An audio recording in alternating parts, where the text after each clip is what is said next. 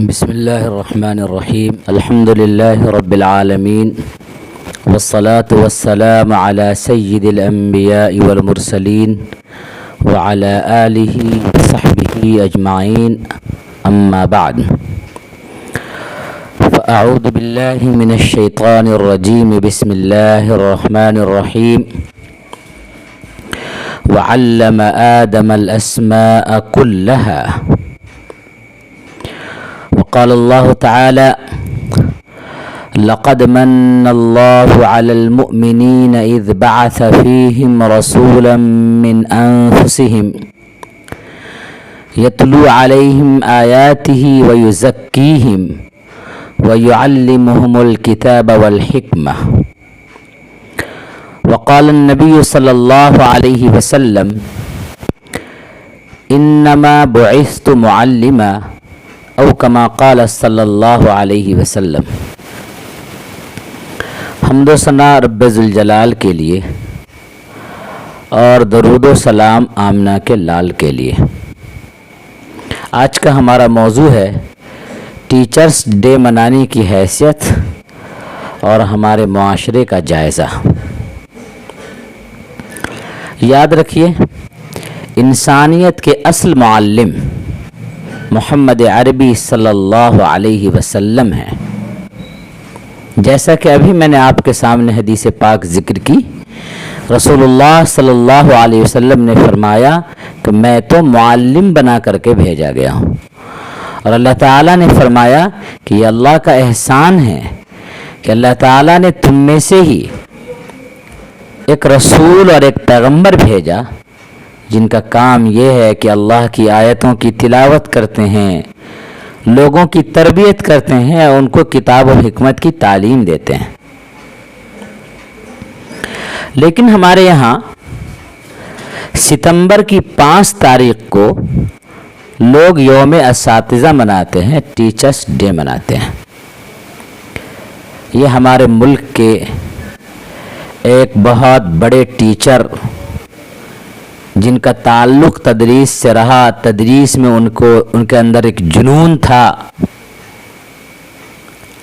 ان کی یادگار کے طور پر ٹیچرز ڈے مناتے ہیں.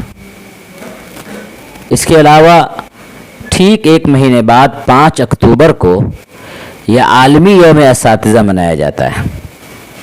جہاں تک اس کی حیثیت کی بات ہے تو یہ سب جانتے ہیں، ہر پڑھا لکھا شخص جانتا ہے کہ اساتذہ کے لیے کوئی ایک دن نہیں ہے. ہر روز ہمارے لیے یوم اساتذہ ہے.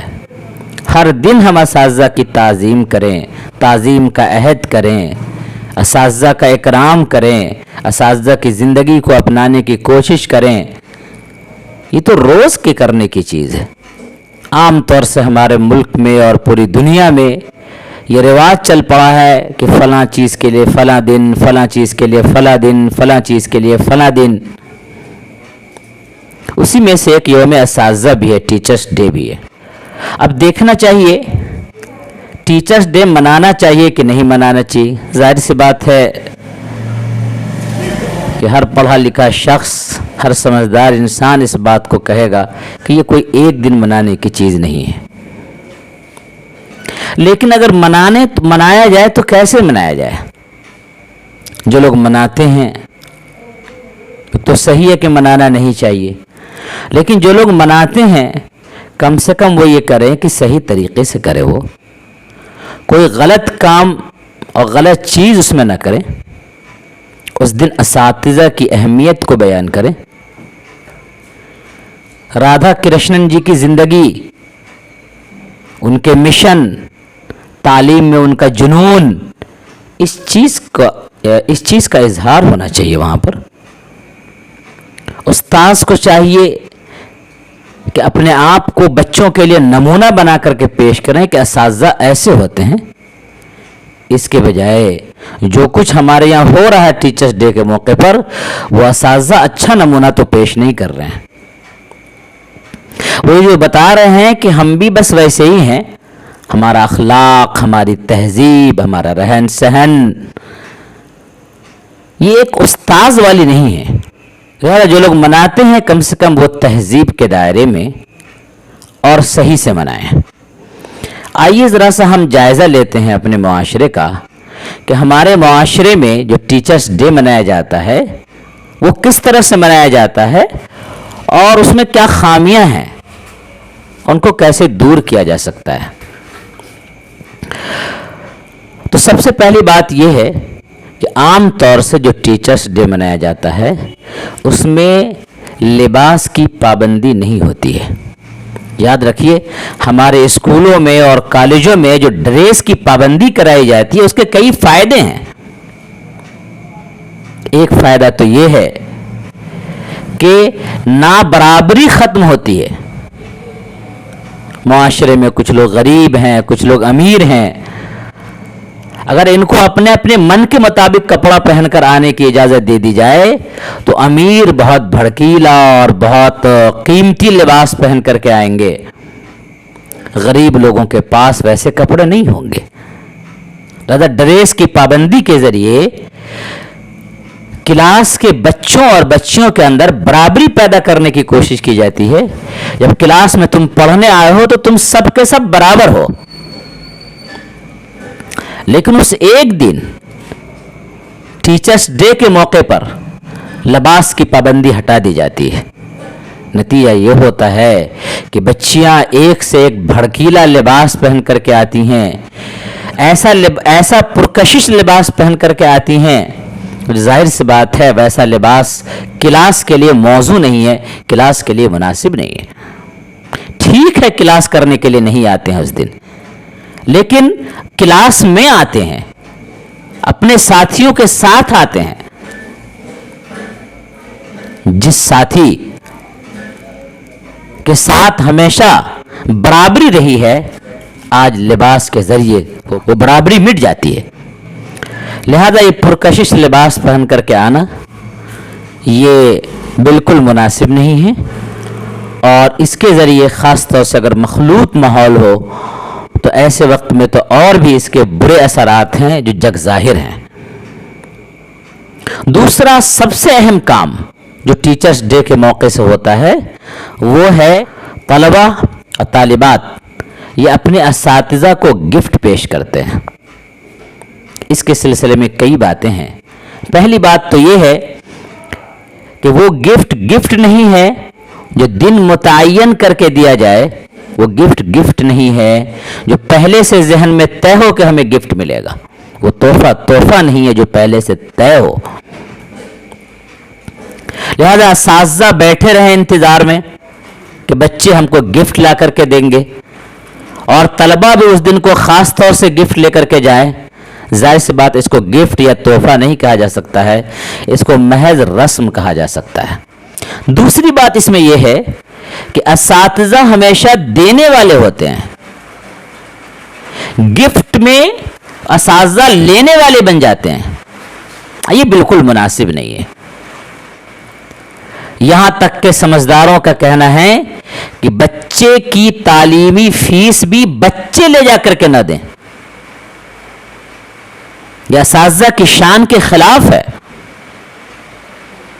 بہتر یہ ہے کہ بچے کی تعلیمی فیس اس کے گارجین لے جا کر کے دے۔ بچے کو یہ لگنا چاہیے کہ ہمارے استاذ پیسے کے لیے ہم کو نہیں پڑھاتے ہیں، بچے کو لگنا چاہیے کہ تعلیم جو ہم کو استاد دے رہے ہیں اس کے بدلے میں ہم پیسہ نہیں دے رہے ہیں، اس کا کوئی بدل نہیں ہو سکتا ہے۔ یہ تحفہ لے کر کے اور بلکہ تحفے کا ایک طرح سے انتظار کر کے اساتذہ کی شان کے خلاف عمل کیا جاتا ہے۔ اساتذہ دینے والے ہوتے ہیں، اساتذہ لینے والے نہیں ہوتے ہیں۔ تیسری بات اس سلسلے میں یہ ہے کہ جب تحفے کی بات آتی ہے تو اس میں غریبوں پر ظلم ہوتا ہے، غریبوں کو شرمندگی اٹھانی پڑتی ہے۔ ظاہر سی بات ہے ہر شخص کے پاس اتنا پیسہ نہیں ہوتا کہ وہ تحفہ لے کر کے آئے۔ غریب بھی کوشش کرتا ہے کہ ہم کہیں نہ کہیں سے تحفہ لا کر کے دیں، اور اس کے لیے ان کو شرمندگی اٹھانی پڑتی ہے۔ اگر ان کا تحفہ کمتر ہوا تو شرمندگی اٹھانی پڑتی ہے۔ تحفہ نہ دے سکے ایسا نہیں ہو سکتا، بغیر تحفہ کے جاتے نہیں ہیں۔ لہٰذا ایسے موقع پر آپ کہہ سکتے ہیں کہ غریبوں کو شرمندہ ہونا پڑتا ہے، اور اگر غریب کہیں سے لا کر کے انتظام کر کے دے تو آپ کہہ سکتے ہیں کہ غریبوں پر ظلم ہوتا ہے۔ گفٹ دینے کا اور گفٹ لینے کا چوتھا نقصان یہ ہے کہ اس کے ذریعے طلبہ کے اندر بے انصافی پیدا ہوتی ہے۔ ابھی تک ہمارے کلاس میں وہ بچے فائق سمجھے جاتے تھے، اچھے سمجھے جاتے تھے جو اچھا پڑھتے تھے، آج وہ بچہ اچھا سمجھا جائے گا جو اچھا گفٹ لے کر کے آیا ہو۔ لہذا اس کے ذریعے بچوں کے درمیان بے انصافی ہوتی ہے۔ جو اچھے تھے پڑھنے لکھنے کے اعتبار سے وہ آج اچھے نہیں سمجھے جائیں گے، اور وہ لڑکا ڈھنگ سے پڑھتا نہیں تھا، سنجیدگی سے رہتا نہیں تھا، کلاس میں بدمعاشیاں کرتا تھا، لیکن آج وہ بچہ اپنے گفٹ کے ذریعے، اپنے تحفے کے ذریعے، اپنے دولت کو خرچ کر کے آج وہ بچہ کلاس میں فائق ہو جائے گا۔ یہ تحفے کا چوتھا نقصان تھا۔ تحفے کا پانچواں بڑا نقصان یہ ہے کہ اس کی وجہ سے بددیانتی پیدا ہوتی ہے۔ بددیانتی کیسے پیدا ہوتی ہے؟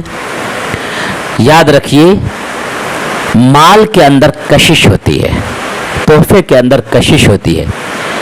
جب کوئی بچہ تحفہ پیش کرتا ہے اس کے بارے میں دل ہمارا نرم ہو جاتا ہے۔